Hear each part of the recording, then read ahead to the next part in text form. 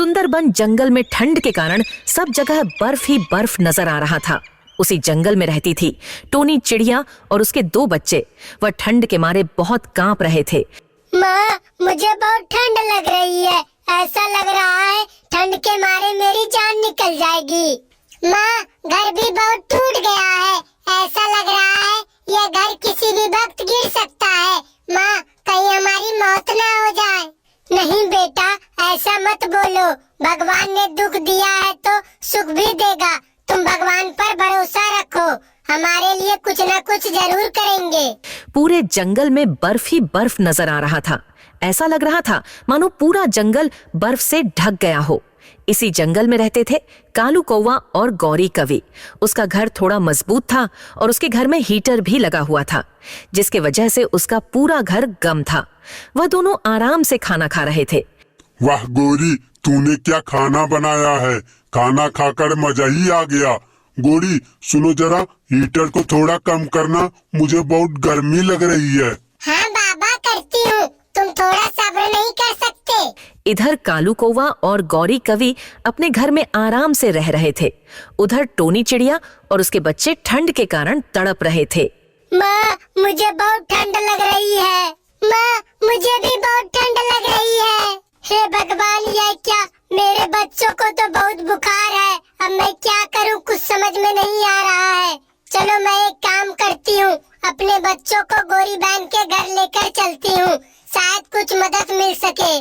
Tony चिड़िया अपने दोनों बच्चों को लेकर गौरी कवि के घर लेकर जाती है। ठंड बहुत हो रही थी, हवाएं भी बहुत तेज चल रही थी। तभी वह टोनी चिड़िया के घर पहुंच जाती है। गौरी बहन कहाँ हो? दरवाजा खोलो। तभी उधर से गौरी दरवाजा खोलती है। अरे गौरी बहन, तुम यहाँ? तुम इतनी ठंड में यहाँ क्या कर रही हो? तुमको अपने बच्चों को लेकर घर में रहना चाहिए ना। अरे गौरी बहन, क्या बताएं, मेरे दोनों बच्चों को बहुत तेज बुखार है और मेरा घर भी थोड़ा टूटा सा है, जिसके वजह से सारा हवा अंदर आता है। क्या तुम अपने घर में मुझे थोड़ी दिन के लिए रहने दोगी? अरे टोनी बहन, तुमको तो पता है ना, मेरे घर में इतनी जगह नहीं है और ऊपर से कालू जी को पता चला तो मुझ पर गुस्सा करेंगे। मैं कुछ मदद नहीं कर सकती। तुम मुट्ठू तोता के घर जा सकती हो, शायद वही कुछ तुम्हारी मदद करे।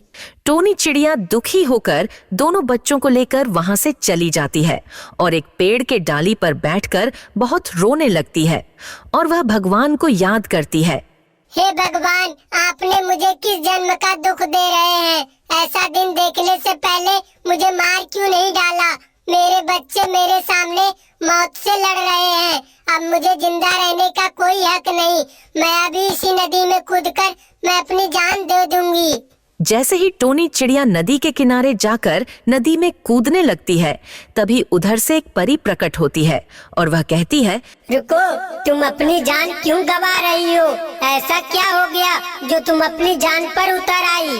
परी माता, मेरे दोनों बच्चे बुखार से तड़प रहे हैं और मेरा घर भी टूट गया है। अब मैं क्या करूं, कुछ समझ में नहीं आ रहा है। बस इतनी सी बात के लिए तुम अपनी आत्महत्या कर रही थी? रुको, मैं तुम्हारी मदद करती हूँ। परी ने जादू से टोनी चिड़िया के बच्चों को ठीक कर देती है और एक सुंदर सा घर भी बनाकर दे देती है।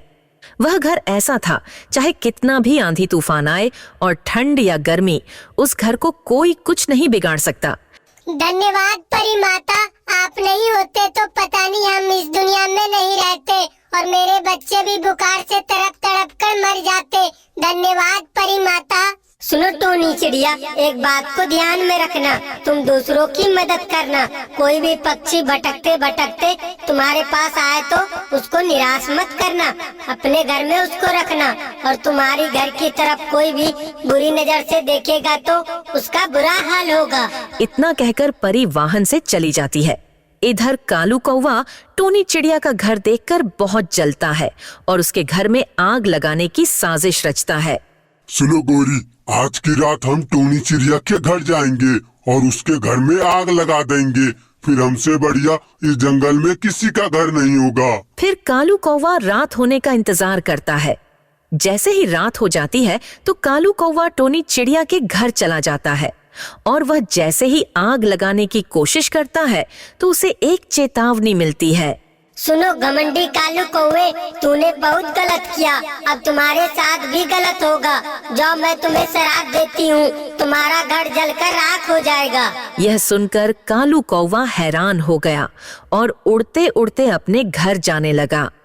जैसे ही वह देखा तो उसका घर जल के राख हो चुका था और वह पेड़ पर बैठकर बहुत रोने लगा।